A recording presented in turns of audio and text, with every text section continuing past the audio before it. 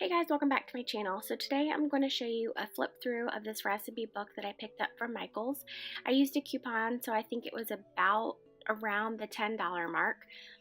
I have recently started writing down all of my recipes in this book. I usually keep all of my recipes just written down on index cards. I kind of have them spread out all over the house. I have some in Ziploc bags. I have some recipes that I actually tore out of magazines, so I just wanted one place just so I can put everything. I'm definitely not the cook in the family. My husband does most of the cooking. What I like to make are basically desserts. I like making breakfast. I like making appetizers. And then I also like making side dishes like salad dressings, just things to pretty much accompany a meal. So I wanted to show you the inside of this just in case you're looking for a Mother's Day gift, or if you know anyone who's getting married. I think this would be a really cute gift to give a bride. It would also be a really cute gift if you had, the women and the men in the bride and groom's family kind of just fill in some recipes, and then you could present it to her as a gift. So we're just going to go ahead and get started. So this is going to be the first few inside pages. I thought that it was nice that it had a little section where you can handwrite favorite recipes, maybe ones that have been passed down from generation to generation, or like I said, you could have people actually fill in this portion of the book. It also has a place in the front where you can write down special occasions, and of course you could use this in any way, birthdays, anniversaries, anything like that. But I thought that it was a little something extra that a lot of other recipe books that I've seen have not included. Okay, so moving on to the first tab, which is the breakfast section. There's a place, of course, so you can write down the recipe, the ingredients, the difficulty level, and then also the directions. So that's going to be the first tab. The second one is going to be the sides. And this is where I first started writing in one of my recipes. On the left-hand side, I just showed you how I did it. I basically made two sections out of one page. This is just like a low carb page, and it's just got appetizers that are low carb.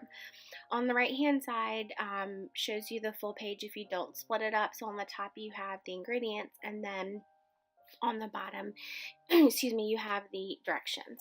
But I just wanted to show you that you can take this and personalize it and use it really any way that's going to be functional for you.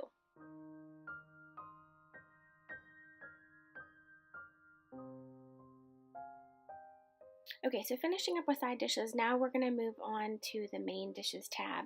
I did want to let you know that the tabs that poke out from this book are laminated. I kind of wish the entire page was laminated just so it had more of a visual divider. So the recipe layout is basically just going to continue. So after your main dishes, you're going to come to the dessert sections. I really like how all of the tabs are decorated. I thought that it was really cute.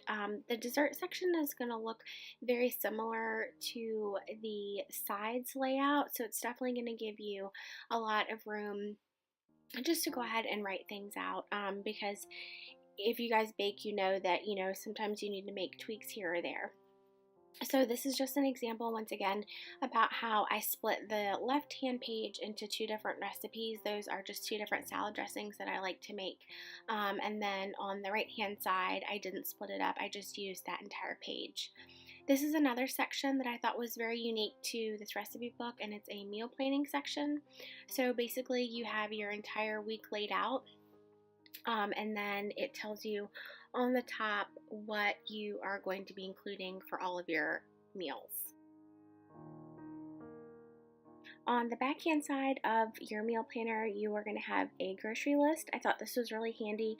That way, when you are planning your meals, you can just go ahead and write down everything that you are going to need for the week. I can't tell you how many times I've written things down on sticky notes, and I've either left the sticky notes at home, I've left them in the car, or I have just completely lost them. So I think that if you're going to be consistent with meal planning, that this is definitely a great resource that is included in this book.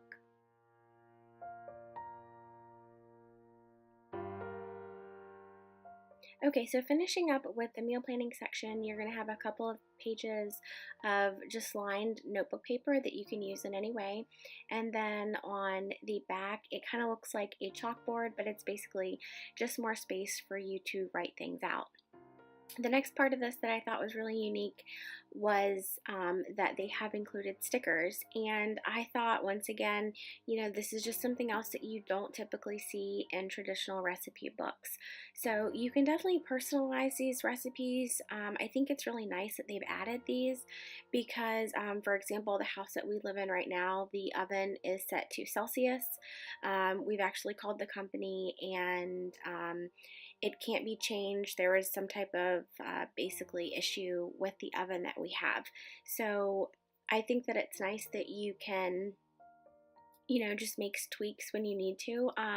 All of my recipes, of course, are in Fahrenheit because we live in the US.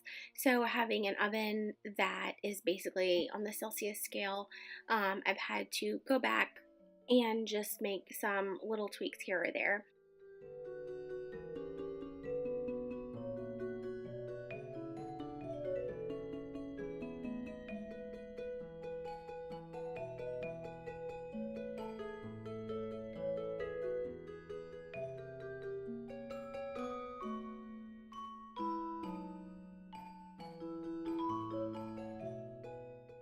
So that is going to be the recipe book by Recollections. I think that it was awesome that they also included a pocket folder right in the back. I did want to let you guys know that the front and the back cover of this are interchangeable.